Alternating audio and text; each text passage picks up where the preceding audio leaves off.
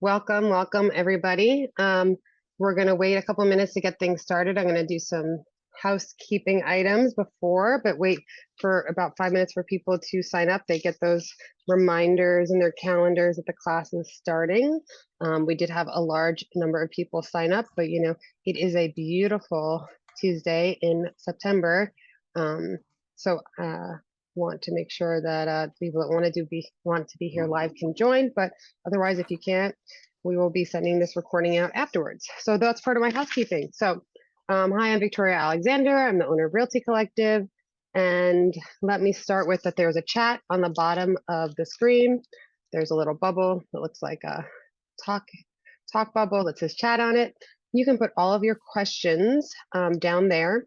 And if they're in tune with the flow of how things go, we will just answer them right away, or else we will be holding questions for the end, because we try to keep this presentation to about 30 minutes and then have 30 minutes for questions. Sometimes it goes a lot longer. And there you go. There's Farah, just making sure you know where the chat is. So go ahead at any point, put all of your questions there. We will eventually get to them, if not right away. As we do this presentation, we will be sharing relevant links about what we're talking about. This presentation is a condensed version of the buying process. It is not everything. It is an overview. These links will help enlighten you on very specific things that we're talking about. There's a lot more that we could be sharing, but we can't do so in the time frame that we have. We will be emailing you a copy of this recording. Share it with your friends, family members, whoever you want. It will also be on YouTube, but we'll also be sending you Realty Collective's Home Buying Handbook. It's a guidebook to buying in Brooklyn specifically. And again, share that with everybody, but it goes more in depth. I think it's over 100 pages of some of the scenarios that you might encounter while buying real estate in New York City. So just keep that in mind as we're going through the presentation, that I'm going to speak very quickly because it's a lot of information that I'm trying to make sure that we get to you in a timely fashion, but that we're not going to be able to cover everything. But so go ahead and answer your specific questions if there is something that you're wondering about. Our contact information is going to be shared in the chat and at the end of this presentation, along with the follow-up emails. Reach out to us if you don't feel comfortable asking your questions to the group of us or in front of other people. We can have a private conversation. You have 3 expert professionals here on the call today to ask your specific things that's been wondering if you are ready or able to buy right now. And we'd be happy to jump on a call and talk it through with you. We're always available. This is a marathon journey, not a sprint. So, we know that this could take 3 months. It could take 5 years. It is different for everybody. And so don't feel like you have to fit into the I'm ready right now. You can be getting prepared to buy, and it might be a goal for 2023 or 2024. And starting talking to us now and working with us now to get ready for that helps you get prepared faster and on the right path to home ownership here in New York City. So I'm going to wait it's 5:05. Wait 30 seconds. I'm going to get myself a glass of water before we get started. And then we're going to go ahead. But actually, I'm just going to turn it on over to my lovely co-hosts. Oh, I forgot about one thing in my housekeeping. We do a women-owned blog series called, what is the name of the blog series, Farah? I don't know. Women-owned business blog series. I don't know if there is a name for it. But if you know a woman-owned business that is here in Brooklyn, go ahead and share their information or introduce us to them so we can highlight them and give them a pedestal, some free press to put them out there into the world. We have a lot of great SEO and traction, and we love promoting and supporting other small businesses, especially women-owned ones. So that is my last piece of housekeeping. I'm Victoria Alexander. I'm the owner of Realty Collective, a boutique real estate firm I started 17 years ago to defy the stereotypes associated with the real estate agents in New York City. And I hopefully have been living up to that. My job is anything from therapist, matchmaker, coach, best friend, shoulder to cry on, um, all of the things, coach to like get you through to the finish line. Um, your sounding board, your person to keep you from getting in the way of yourself, to really be your expertise from the process and be able to guide you through each step of the way, um, and get you whatever it takes to buying a home in Brooklyn if that is your goal. I'm going to turn it over to what I refer to as the dream team, the three people you need to make a transaction here in New York City as a buyer, which is a lawyer and a mortgage broker. I'm going to turn it over to Rashida. Hi, good evening, everyone. As Victoria said, my name is Rashida Sadiq. I'm a partner here at Serpico and Sadiq PC. We are a real estate and estate planning law firm located downtown Brooklyn. I'm licensed in also New Jersey. I represent lots of first-time buyers, lots of sellers, multiple, even if you've purchased more than once in the boroughs as well as in Westchester and Long Island. I've been practicing for going on 19 years. I handle mainly the real estate part of our practice, and I look forward to giving you guys some insight on what you need to be looking for, and what your attorney needs to be looking for as part of the process. I normally come in at the end once you find the property and you have your pre-approval, but right before you sign the contract. So I'm look forward to giving you some tips and things that you guys should look forward to in the future. Thank you.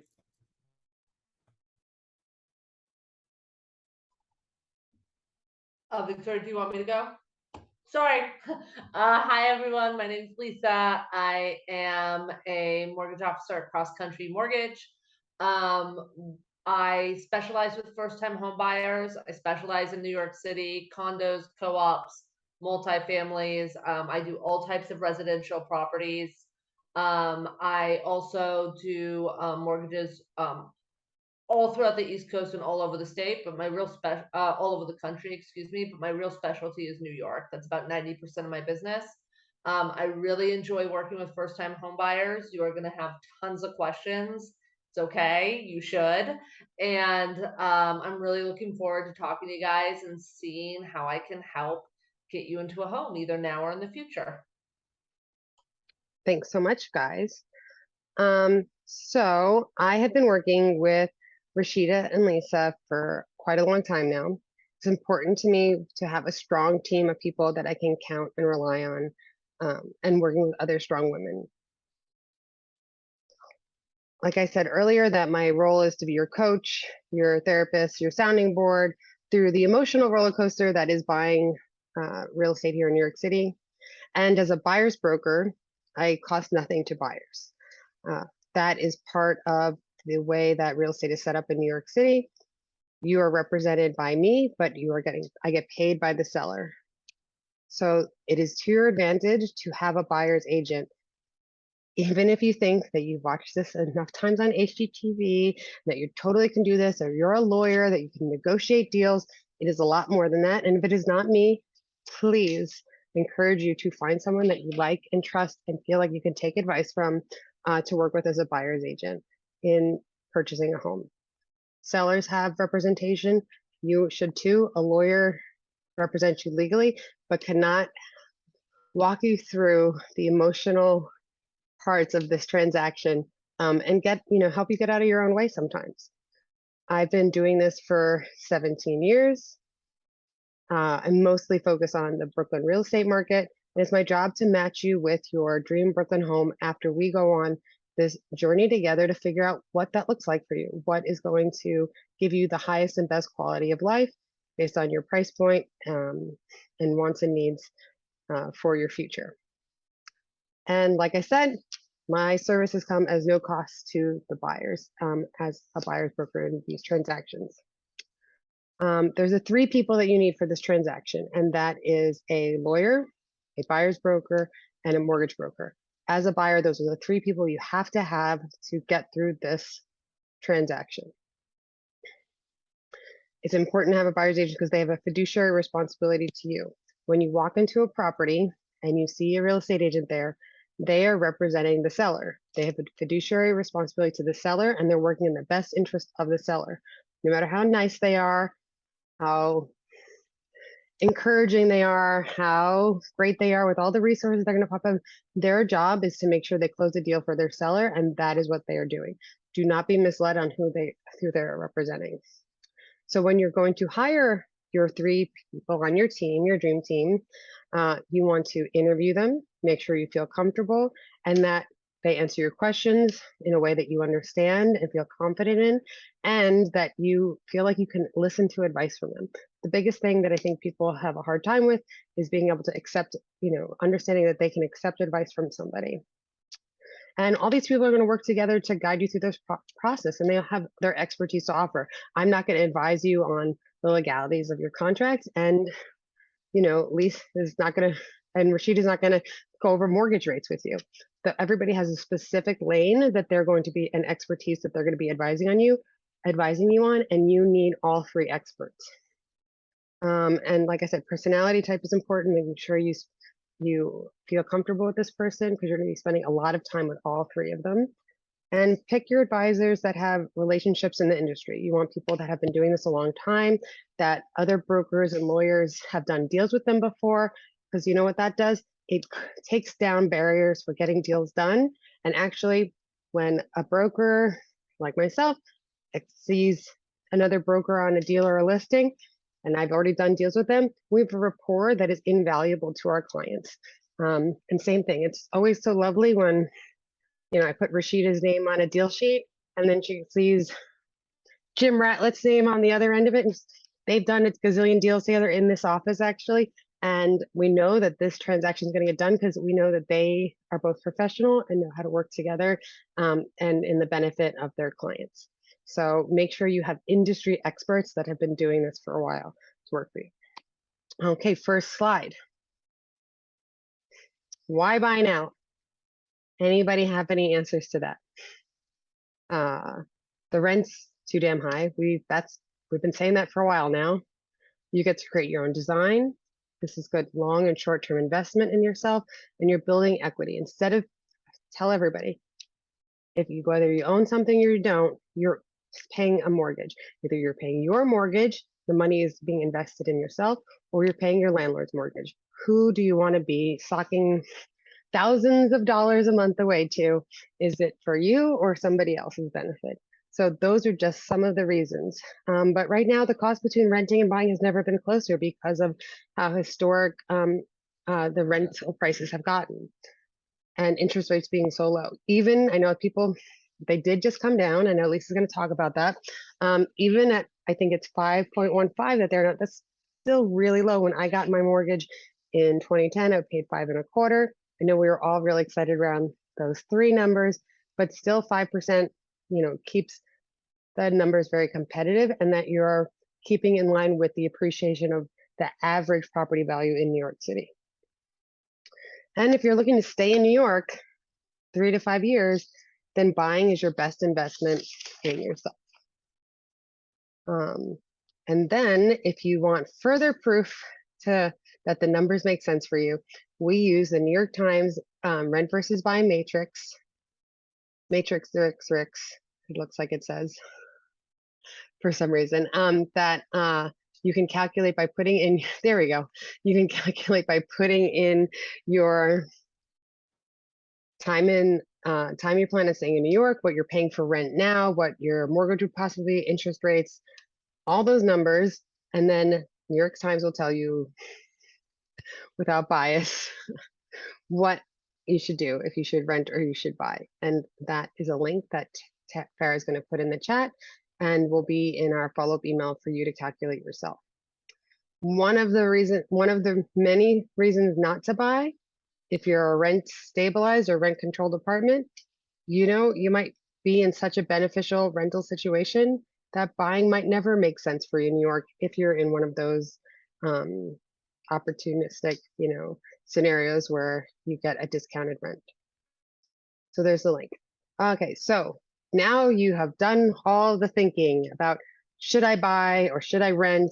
And if I'm staying in New York, you've decided financially and physically you want to stay in New York and you want to buy something and make the investment in yourself instead of paying your landlord's rent. So the first thing you're going to do is assemble your dream team. And I talked about this. It's your attorney, your mortgage professional, and your real estate broker. The first phone call you make is to your financial piece of the puzzle here, your mortgage broker. And so I'm going to turn it over to, there's other people you may need, like your inspector, a contractor, or an architect, and we have those names to recommend to you. But before you go out, before you start looking on Zillow, before you start going to open houses, you need to call your financial advisor here for this scenario, and that is your mortgage broker. And take it away, Lisa. Right. So yeah, it's really important that you talk to a mortgage professional first, because basically our conversation will give an idea of what your budget is and what you don't want to waste time looking at places that are over your budget, because that's not fun, or to look at places that, maybe you think your budget is 300,000 and maybe in fact you can qualify for a $500,000 mortgage. That obviously doesn't mean you have to spend that much, but it's just good to know what your parameters are in terms of how much of a loan you can get from the bank. Most realtors and are going to even request a pre-approval letter before you get access to a unit, because they just want to make sure you're serious, that you actually can sort of afford the property that you're looking at. So when we have a conversation, it's actually going to be, a mortgage is actually a very sort of personal, individual process. I'm going to ask you a lot of questions, not only about your employment and your financials, but also what are you looking to buy? Are you thinking you might want to buy a co-op or a condo or a multifamily or a single family? How much do you think reasonably you can use for a down payment? Are you going to get a gift from a family member, or is it all coming from yourself? And then also, what do you think your plans are for the property? Like, do you think you're going to be here for a few years? Or do you think, this might be where you are for the foreseeable future? All of that is information that I'm gleaning to find the right products for you. I think what makes me pretty, unique is that I am a private mortgage bank. So I work just like the big banks, but all I do is mortgages. And I have a ridiculous amount of products. So I can find the right program for you rather than fitting you into the 30-year product I have. There's a lot of different options out there. The standard is 20% down. But you can go 10% down, 15% down. If you go FHA, you can go as little as 3.5% down. I also have a first-time home buyers program that involves down payment assistance, which is really cool. Basically, what that means is that you buy the property and then you get about 3% of the purchase price that can assist in closing costs or down payment, or for the down payment.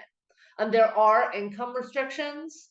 Very roughly, the income restrictions are around between a max of 160 to 186, depending on how big your household is. And there's purchase price limitations. So for one unit, it's about 807. So, but that's a very good opportunity for first-time home buyers. The rate is awesome. The program's awesome. It's basically free money to help you buy a place. And that might be something that, we talk about over the phone if it works for your specific situation. Self-employed borrowers. I work with self-employed borrowers all the time. You can absolutely get a mortgage. I need to look at your tax returns, and if you haven't filed your 2022 yet, we would have a conversation before you filed them. So that happens all the time, and it's totally fine. I actually have a deal right now where someone owns a daycare center, and obviously 2020 was a tough year for her with COVID, and we're figuring out a way to get around it so that we don't have to use those 2020 returns, and she could still buy the place she wants. So it's definitely possible, but we 100% have to have a conversation. Along with the conversation and looking at your documents, I'm going to run your credit. That gives the financial profile that I use to pre-approve you. So if things change, that pre-approval is really a working draft. Okay, so once you have it, you're going to start seeing things with Victoria. and we may change the purchase price. We may change the taxes. It really depends on what the properties you end up really narrowing down on, that like this is what you're going to buy. If anything changes after I give you that pre-approval in terms of your financial picture, you need to let me or the mortgage professional you're working with know. It's really important. So you don't want to buy a new car without talking to me. You don't want to change your job without talking to me. Because the pre-approval is really a snapshot of your financial picture at the time. And yeah, and then you go out and see things. And sometimes, you find stuff. I did a pre-approval last week and they went out and the very first house they saw, they fell in love with, put an accepted offer in, and we're getting ready to roll. Sometimes it takes 6 months to a year to 2 to 3 years. But we just stay in contact and go from there until you find the right place and you're in the right position to make that purchase. Great. I think that you were going to also talk about the Sony May program, Lisa. So yeah, that's the first time home buyers program I was mentioning. So yeah, the first time home buyers program, it's Sony May. It's a state of New York program specifically for first time home buyers. We are one of their preferred lenders. And as I was mentioning, it's a down payment assistance program. You can do you can do a down payment assistance of as much as 3%. And depending on whether it's a condo or co-op, you can put down very, very little. So it's a fantastic program. The rates are great. Like I mentioned, there are income restrictions and purchase price restrictions. So we would definitely want to have a conversation to see if that's the right program for you or if we should go a different route.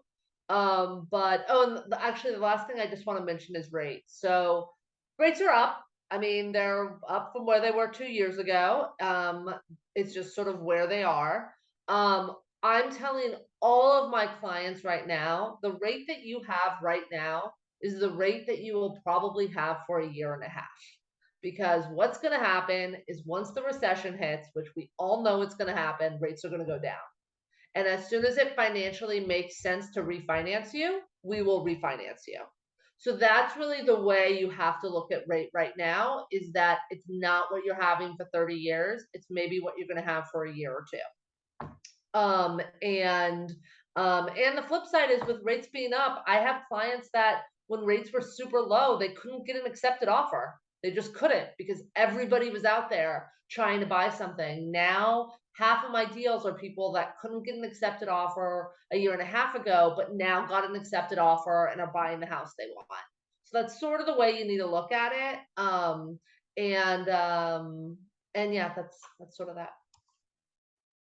I think that part of that too, which makes it interesting, is that there's not as much of a bidding war, and then people aren't overpaying for properties, and we're not having to worry about mortgage contingencies and waiving them and trying to walk people through that. And that because people really, I think, were scared of what, the bubble or the next bubble. There's people were just in positions because interest rates were so low, and they were only putting out that they felt that they could dip into more of their savings and offer, over ask to get that, premium place. And, they're going to have to stay in that property a lot longer and hold it longer to see the return on their investment because they overpaid in value at the time. And the appreciation just, in value just stays pretty sturdy, not unlike, you're not going to see, all of a sudden value go up incredibly, besides that moment in time where there was that little jump. Everything else is like sort of leveled out now that interest rates have leveled out. So now that you have done the most important piece of this process, which is to get a bank to tell you that they will give you a mortgage and they will back you in getting financing to buy a home, because that is the most important piece. Unless you have all cash, that you are reliant on the bank and the information you give the bank and your job. That's why what Lisa was saying, if anything changes, you want to leave your job, wait till you buy the house, and then a week later, quit. But do not quit your job. Do not change anything if you have stability until after you close. And there's a lot of other things like don't go crazy shopping for your apartment until after you close. There's lots of Don't things buy a boat. I always mention the client who bought a boat the week before he closed. Don't buy a boat. How did that So, that person I know? I thank God that was not my client. But you don't buy a boat if you were thinking about buying a boat and a house at the same time, you lucky duck. So the most important thing is making sure that you are in a position that a bank is going to actually give you a pre-approval letter.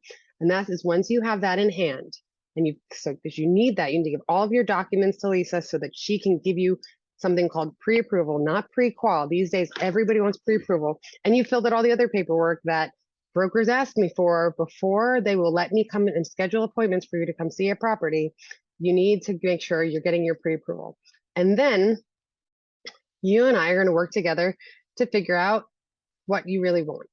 And you're going to ask yourself some questions. Timing. Do you want this to happen today, tomorrow, in the next 3 months, in a year, in a couple years? What your budget is, what your risk tolerance is.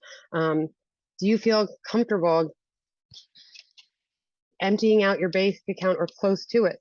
You have to take into consideration not just your down payment, but also your closing costs. And then if you're buying in a co-op, they want to see co-op I'm doing now, they only want to see 3 months liquidity after closing. Some people want to see, some co-ops want to see 1 to 2 years. So what your budget really is, what you feel comfortable is, what you're without a bonus, what your stable income is that you know that you can meet and match every month after closing. If your payment is going to be $2,000, $3,000, $4,000 a month, what you feel comfortable saying that no matter what happens, you're going to be able to pay that monthly bill. And then, understanding what that monthly bill is through working with Lisa. Then, is it important to you understand, are you going to grow into this space? Is this space just for you? Is it for you and a partner? Is it for you and a partner and 10 cats, 10 kids, 5 hamsters? What does that look like? What does your family structure look like? And then your lifestyle choices that you're looking to incorporate into this. Do you want to be close to a park? Do you want to be at a subway hub? Are you going to be commuting? Are you going to be working from home? Do you need to get easily to the Port Authority or to Penn Station so you could go see people outside of the city that you're close to? What are the lifestyle amenities that you need to have in your life? Do you need to be in a thoroughfare of shops and restaurants so you can walk downstairs and go to have a choice of 10 different Indian restaurants? And then we're going to work on how long you need to live there. Is school district important to you? I can't tell you if a school is good or bad, but you can go on the DOE website and look at the different ratings and figure out, okay, we have a 4-year-old and they're going to be entering the public school system, or school system doesn't matter to us because we're going to be, our child has special needs and we're going to be entering a private school situation, or we want a private school situation for some reason. And then, other quality of life issues based on architecture and building amenities. Like, do you want to be in a brownstone? If you want to be in a brownstone, you're most likely taking stairs. If you want to be in new construction, elevator building, those buildings tend to be a lot bigger. So you can't be in a 1 to 4 family and only have 4 neighbors. You're going to have like 100 neighbors, depending on which neighborhood you're thinking of. Do you want a doorman? You're most likely going to be in a co-op. You want a co-op, there's only specific neighborhoods like Prospect Lefferts Gardens, Prospect Heights, Sunset Park, Brooklyn Heights. Those are the neighborhoods that are predominantly have co-op, Park Slope, predominantly have co-ops because they're building, they're bigger buildings that converted during the 70s and 80s from rentals to co-ops. Condos, generally new construction, Gowanus, Williamsburg, Bushwick. So thinking about what amenities, because it's harder to get a washer dryer in a co-op apartment. You can get it in the building, but in your unit, just few or far between. But if that's something that's important to you, you're probably looking at new construction. If you're looking at new construction, you're then married to a certain number of neighborhoods that have a large amount of new construction.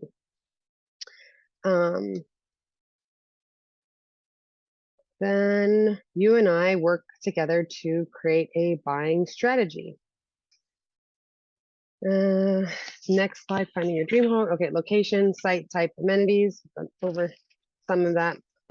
Neighborhoods, then not only does the building parameters and typology take into effects and amenities, but then it plays into the neighborhood characteristics.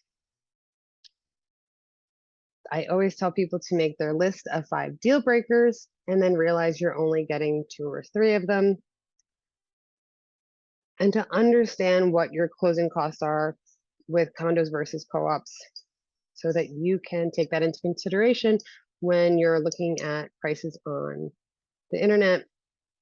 If you're looking at something from 800,000, that's a co-op, or $800,000, that's a condo. It's a big difference in what you're gonna have to come up with closing costs. So you might be able to stretch your budget a little bit further with co-ops.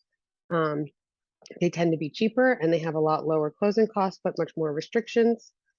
Co-ops are usually 1 to 3% of the purchase, and condos 3 to 5%. And new constructions, all other fees there, and they have a lot of fees with that include transfer taxes and sometimes the sponsors fees as well that you have to pay. So understanding all of these things are important in finding your home. Next slide, where do you search? Like people are on StreetEasy, Zillow, Realtor.com. We have, those are all great places. I really like StreetEasy as a user-friendly interface for buyers.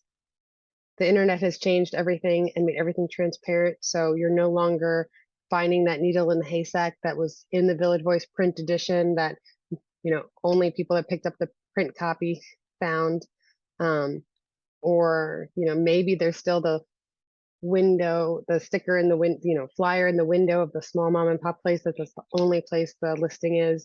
But those days, if most brokers are part of REBNY, which is the Real Estate Board of New York, and listings that are not submitted to the multiple listing service are called pocket listings, and REBNY penalizes those brokers. So those neighborhoods that have non-REBNY brokers are neighborhoods like Bay Ridge, Canarsie, maybe East New York, and there's still a lot of mom and pop brokers out there that are not part of REBNY and are not putting their listings on the multiple listing service that other brokers would have access to. So if you're looking at those neighborhoods, those are probably the only neighborhoods where you're going to be at a disadvantage for multiple reasons that I can go through with you, but you would still benefit from having a buyer's broker. Hopefully one with a good reputation to win those brokers over, already have a rapport with them. We have a backend database that puts all of those websites into one place, gets rid of all the duplicates and the fake bait listings that come up to just get phone calls, because those do still exist despite REBNY's efforts to minimize those. And we will set up a search for all of our clients to aggregate all the results for you. And open houses are back. So Saturdays and Sundays, you need to keep open so that you can go to the open houses so that people can all show up at once on one weekend and get into the space, and then hopefully submit offers that next week, and then the unit is gone if it is priced correctly. Keep in mind, if you're looking at listings online, the information next to the listing is the seller's broker's information. And you might want to reach out to them yourself and think they'll streamline the process. But remember, sellers, agents represent the financial best interest of the sellers, not you, not buyers. They don't have your best interest at heart, and you can end up losing your more money than you save, because some people think that not working with a broker actually saves them. But what they're losing is expertise along the way that could end up leaving money on the table. Again, a buyer broker represents you, the buyer, and your best interest. Make sure you ask the right questions and develop a competitive offer strategy. And to figure out which property is right for you, we have this quiz, the condo versus co-op personality quiz, to see if you might line up with the co-op or condo structure best. They're very different. Nobody from outside of New York has ever heard of a co-op, so it is a good learning curve. Okay, making an offer and negotiating. I'm about to lose my voice, so I'm going to say a couple things and then turn it on over to Lisa and Rashida. It is very important that once you're ready. So if you're going to look at spaces, you should feel like you're ready to make an offer once your foot is out the door, even on your first day. And so that means we have talked about interviewing and having your lawyer and your mortgage broker lined up, as well as the basic forms to submit an offer already loosely filled out. So you're just plugging in a couple numbers in case your dream home shows up on the first day that you are out. One of the main resources that working with the buyer agent provides is the relationship of knowledge of other agents. Repeat deals together and understanding the seller's agent strategy and temperament can give you a real competitive advantage, especially in a hot market like this. The seller's agent wants confidence in the deal so that they know that they're doing a good job for their seller. For example, I've worked in Brooklyn for the past 17 years now, which means I know many agents that work around here and know that how they operate and how they communicate, and they know me. And so it's helpful to know that when you're making an offer strategy and how to work with them. You want to work with your agent to devise a strategy together on how you're going to negotiate that. There's a couple things that I always encourage people to do. Get your offer in first. There's psychology to do it. Sellers have something with the first person.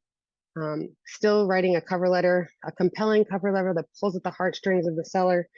Those still seem to be one of the important aspects of getting your offer in. And then making sure your contract terms are outlined in your offer. Your offer is contingent on financing, your offer is contingent on inspection, and make sure that you're not buying a deal that is as is unless you know what you're getting into and have had an inspection and understand the ramifications of that. So both Lisa and Rashida have information on making sure what happens when you put in your offer and negotiate the contract terms before you sign the contract. So who wants to go first? I think I'll go first since I've been pretty quiet. Give Lisa a little break here. Um, so as Victoria said, basically you've been pre-approved, you found the property, now you've put in your offer. The basic terms have been negotiated, the purchase price, whether you're getting a mortgage, those types of contingencies in there. The realtor sent out the deal sheet to the attorneys, and that's where I come into play. So prior in New York, you're not in contract until the contract is actually signed. So even though your offer has been accepted, there's a couple of things that happen prior to you signing the contract. Victoria had mentioned one of the more important ones is you do an inspection to the property. That comes after your offer is accepted, but prior to you signing the contract. Especially if you're buying a house, if you're buying a small co-op in a small co-op building or a small condo building, and I even recommend it always as well, because basically you want to understand what type of what type of issues are going on in the property that you're buying. If there's something that has to be negotiated as far as credits or some repairs that have to be done, that can be incorporated into that finalized contract. Or if there is a reduction in the price, that can be negotiated into that finalized contract prior to you signing. So one very important to do your inspection. If you're looking at a co-op or a condo, another part that happens pre-contract is what we call is due diligence. You love the unit, you saw it, it looks beautiful, you do your inspection, everything is looking good, but you want to know what type of building corporation or condo association you're buying into. Is there history of litigation? Is there history of increases in the maintenance and common charges? You want to know that because that's going to affect you financially in the future. And that's what your attorney's job is to do, is to find out that information. So your attorney is looking at the formation documents, which is the offering plan, the financials for the last 2 years, the board meeting minutes, asking the management company questions. That process can take anywhere about a week, sometimes longer, depending on the building and depending on the information that's being provided. But you find that out prior to you signing the contract, and that's the role of your attorney. So you always want to make sure that's being done because you don't want to sign a contract and then find out as soon as you get into contract, the maintenance is going to be increased by 20%. So these are the type of things that your attorney is going to be looking for during that due diligence period, and which is very important. Also, pre-contract. As an attorney, I typically also go over your closing costs with you, an estimate amount. You'll go over that with your loan officer as well, but we generally have a better sense of that. I can, based on your purchase price, based on the information that I'm getting from the condo association or the co-op management company on the fees that they charge for that building. So you'll have an idea of what your closing costs are going to be. Also, things that happen pre-contract, you have to start getting your down payment. If it's not in an account that is easily able to do a check, or if you're not in an account that is easily available to do a wire, you want to start getting that together, because when you sign the contract, your down payment is due the 10% initially, or if it's a lower amount, that amount is due when you sign and send over the contract to the seller's attorney.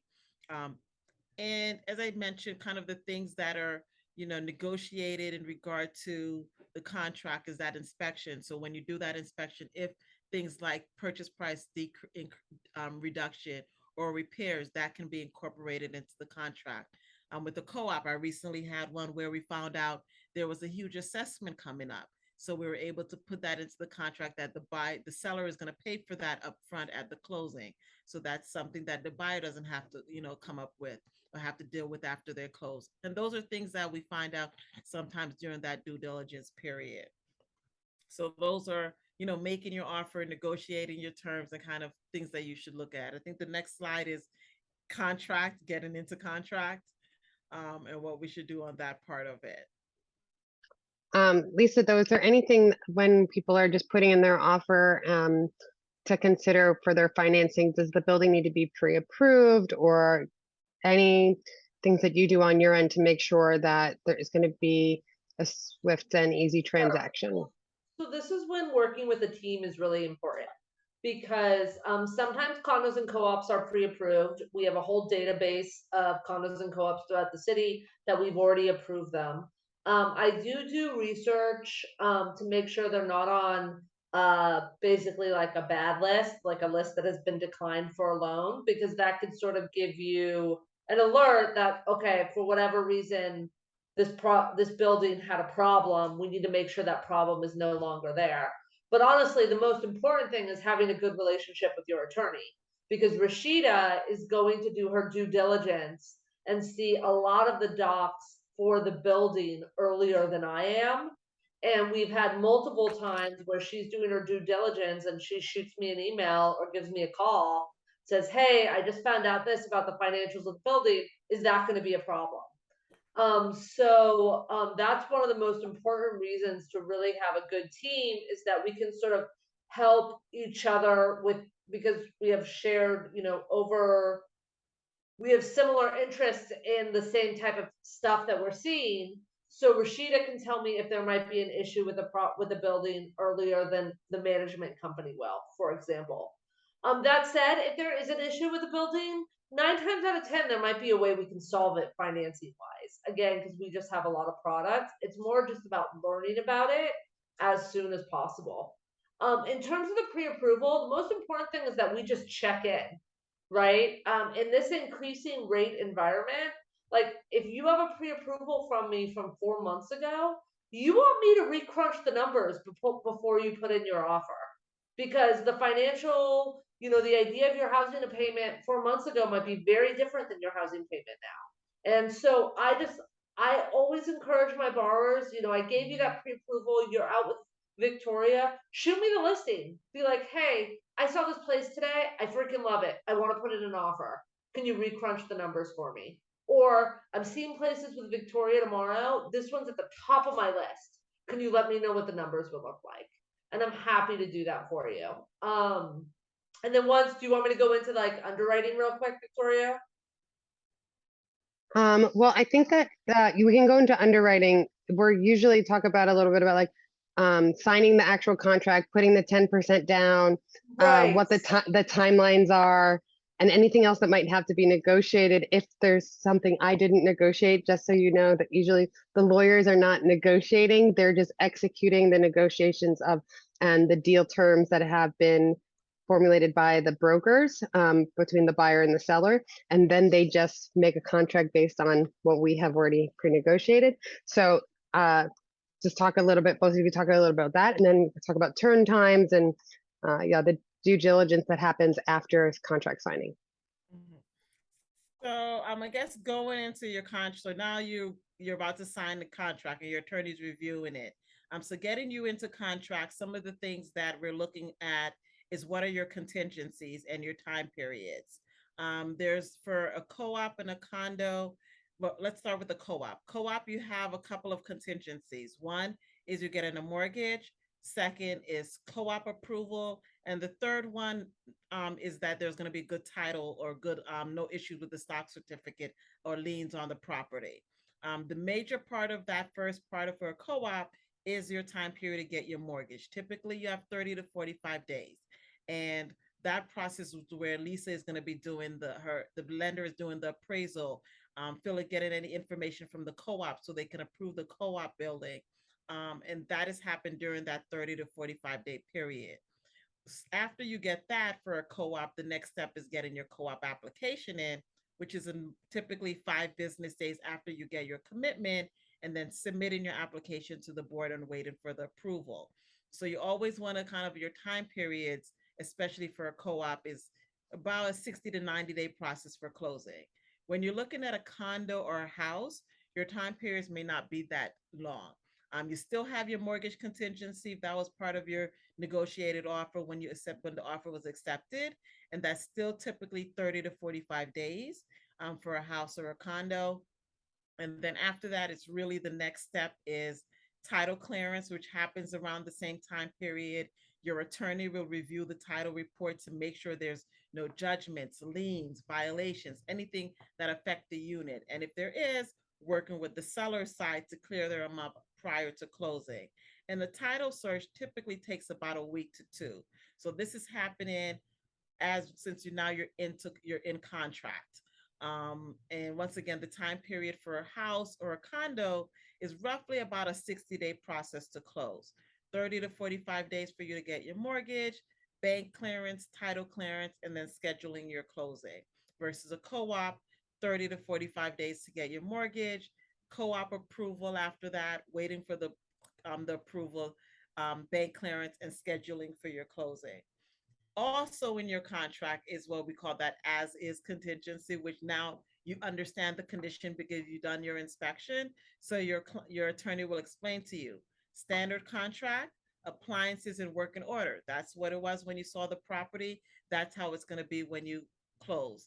Plumbing, electrical, heating systems in working order. That's how it was when you when you did your inspection. That's how it should be when you close.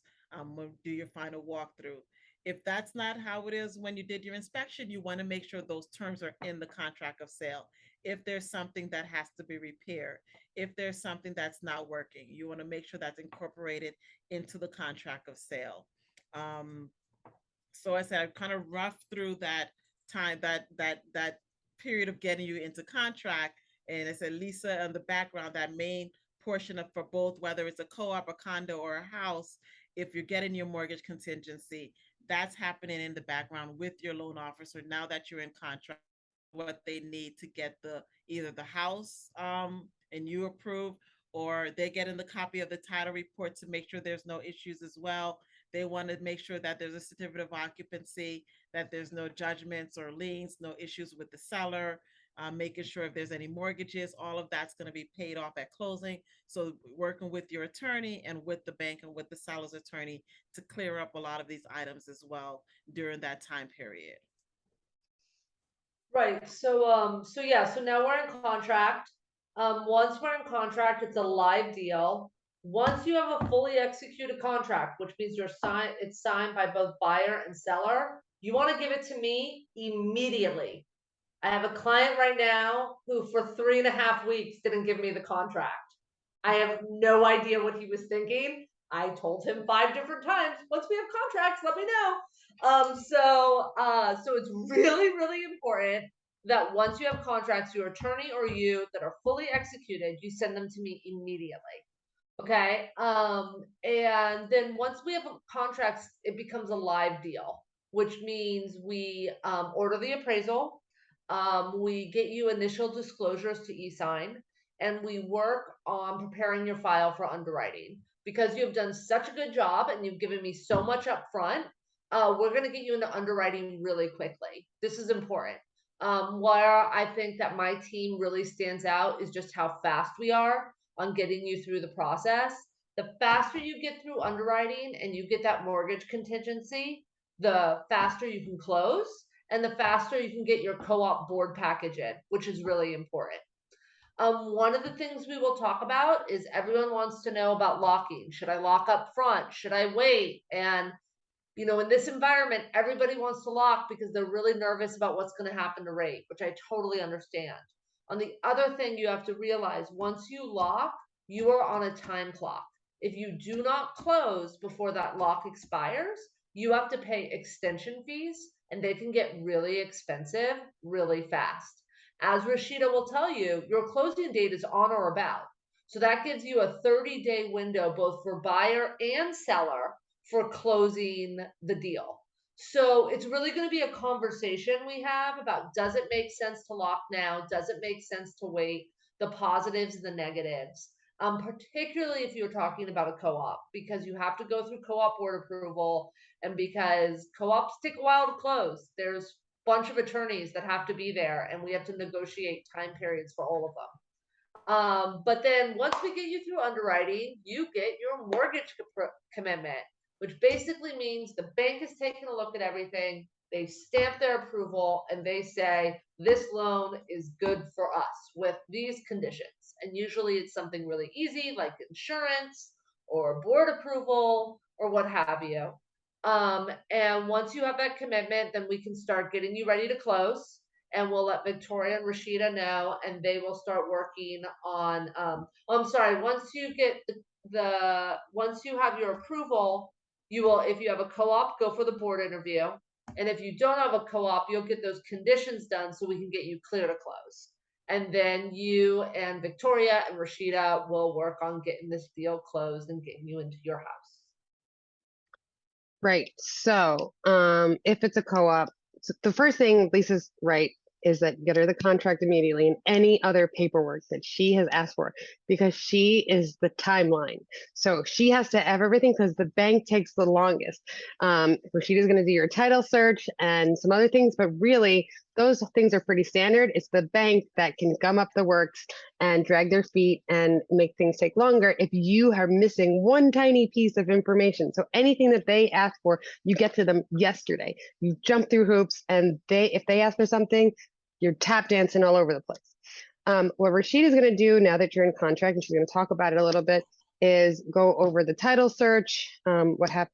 And I'm going to be, if it's a co-op, we're going to be working on assembling your board package, which is all your other information, your kidney, blood type, your firstborn child, everything. It's going to feel very invasive, but it is part of the New York City process, sadly.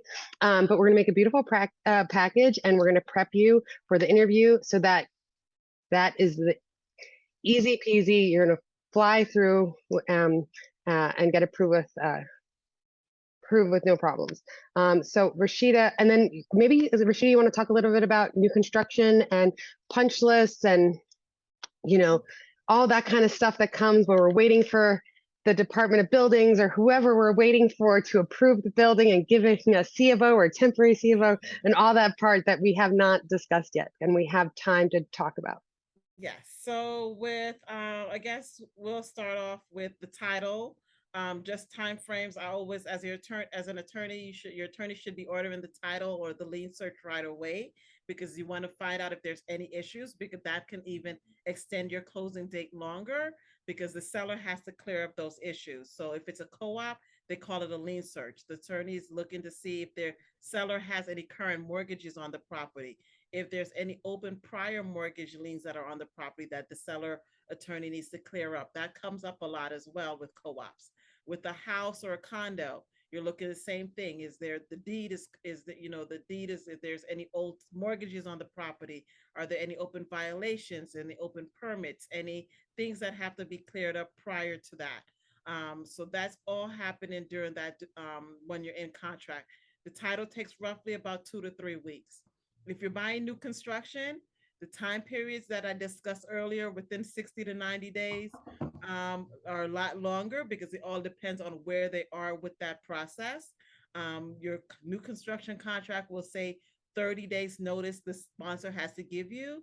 Um, Notice in order to close. So prior to you getting into contract, your attorney should find out from the sponsor where are realistically. When do they anticipate closing? What's the status of the condo being declared effective? Are there enough units in contract? Have they sent out the 30-day notice yet? Or if they haven't, when do they anticipate sending it out? Because that can tell you, okay, they're looking to close a year from now versus they're looking to close in 2 months. And for as an attorney, I do try to put an outside closing date so that you're hopefully not in contract for a year. You have more of a realistic time frame, and also by putting that in there, it kind of also gives you a sense of realistically where the sponsor is really looking to close. So if they're saying, "Hey, we're looking to close in November," in the winter time, and then your attorney puts in a December 31st outside date, and they say, "No, we're going to put that date as March of 2023." Now you have a better idea. Yeah, they're aiming for the ending of this year, but it may go into spring of next year. So timing wise, you have a better idea of that as well. And that's something that is specific more for new construction when you're looking at time frames, because you don't, it's, there's a lot of things that have to happen before you're able to close on a new construction property. It always takes longer than they say.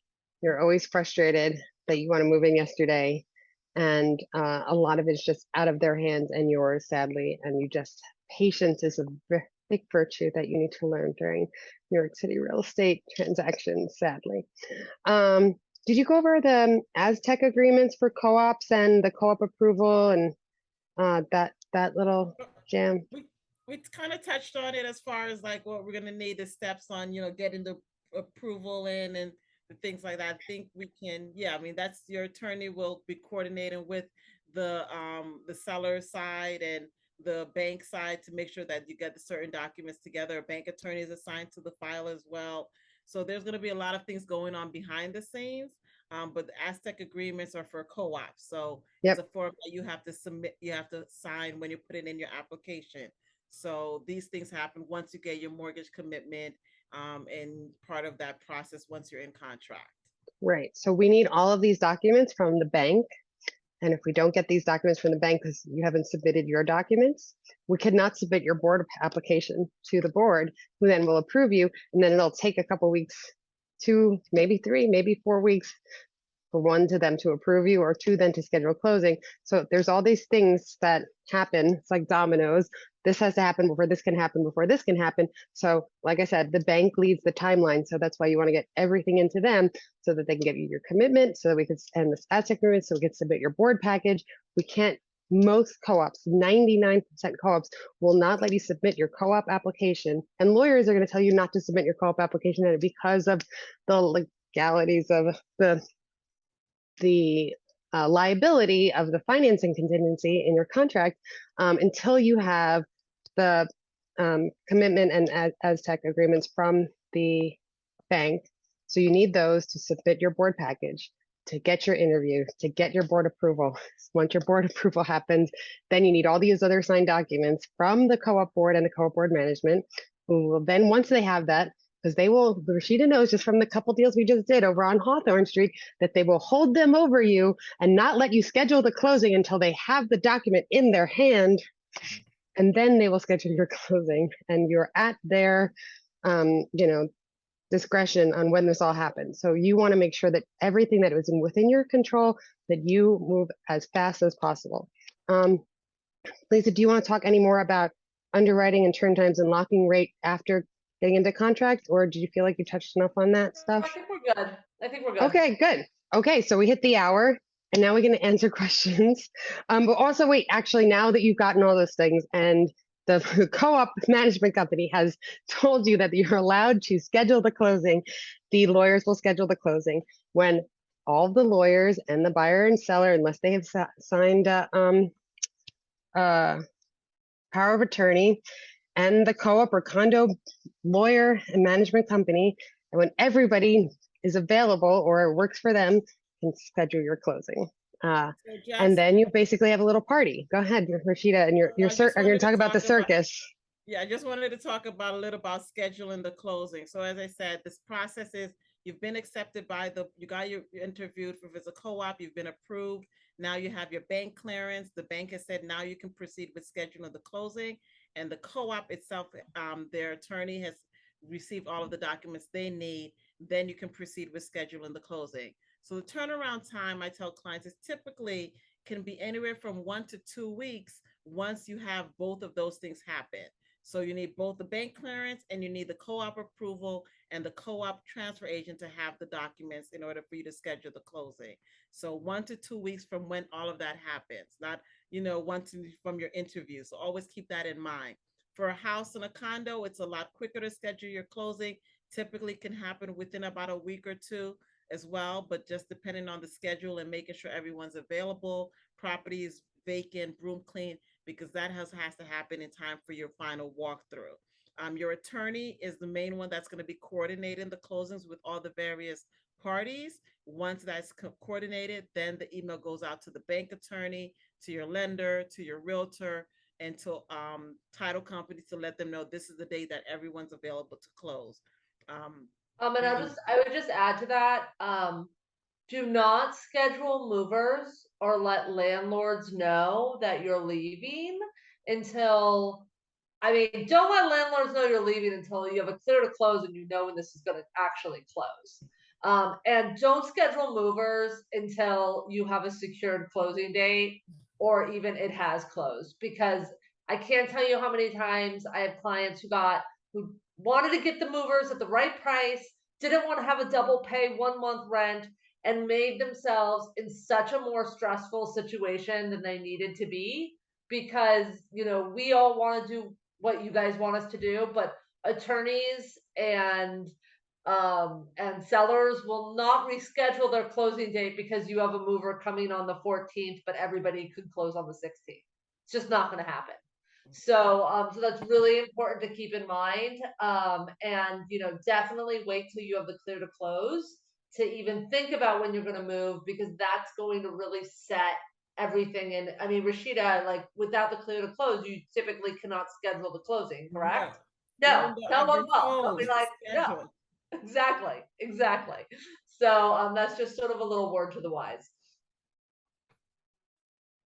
Those are important words of wisdom, because that is the pitfall of a lot of people, sadly. So I don't think we have any questions in the chat. I think that we have covered a lot in the hour that we did. And I'm just going to go over some final things, unless you guys have anything you want to say about working with you, or next steps for buyers that have joined us. Or I'm just going to do my closing statement.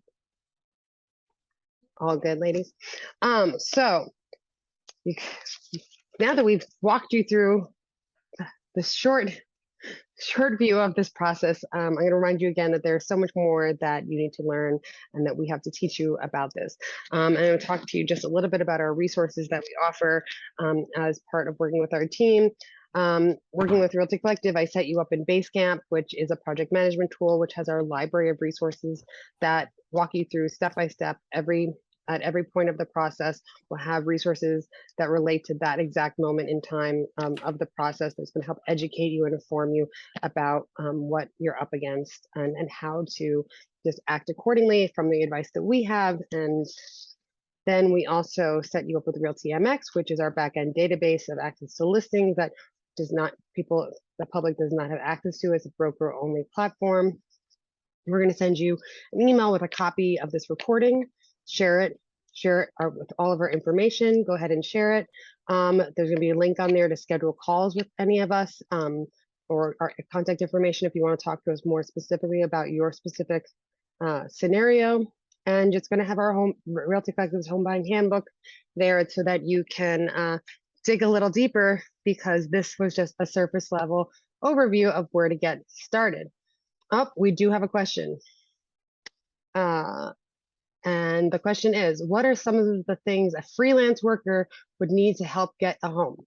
So I think that is a question for Lisa. If you are working for yourself, Yep, I need to see your tax returns for the last 2 years. And we need to have a conversation about how long you've been self-employed or freelance. And yeah, those are the two most important first things, is for me to see your federal tax returns, the last 2 years that you filed, all pages, and for us to have a conversation as to your history of being self-employed, what your business is doing like now, etc. Those are, I mean, that's not everything we'll need, but that's sort of the bare minimum to see what might be possible. But again, I work with freelancers all the time. You can definitely get a mortgage, maybe if not this year, then next year, but we just need to have a conversation first. and just as like when I bought, I still am a small business owner. Say it's in the same scenario as a freelance person, and I had to, I bought my house almost 10 years ago, and I wasn't in the position to get a mortgage on my own. I had to have my parents co-sign. I had to jump through tons of hoops to figure it all out. But at the end of the day, I'm paying, my mortgage is half of what I would pay for rent in today's market. And that it has given me stability and security in my neighborhood, and made me feel confident that I will never be displaced. And I feel so thankful that I had my real estate broker. You would think that you could be your own advocate if you were, a lawyer, but I had somebody help and guide me through this process that made me see the light and encourage me to make the big leap, because I was not convinced this was the right place for me. And I'm so thankful that I had that encouragement and support during during my process, and just had to do what I had to do. There's nothing wrong with having family help or having to take programs or get other assistance to make this a reality, because this is what we all want, is not to be under the thumb of a landlord who could encourage us to leave at any moment, that and lose our home, which is our safe place. So is that I think we lost Lisa. But is that the only question you had, Magdalena? And I think I'm just going to continue to wrap it up. So thank you all so much for your time, and we'll be emailing out all this information afterwards. Good seeing you, Rashida. Have a good one. Yeah, Bye. enjoy the rest of your day. Take care. Bye-bye.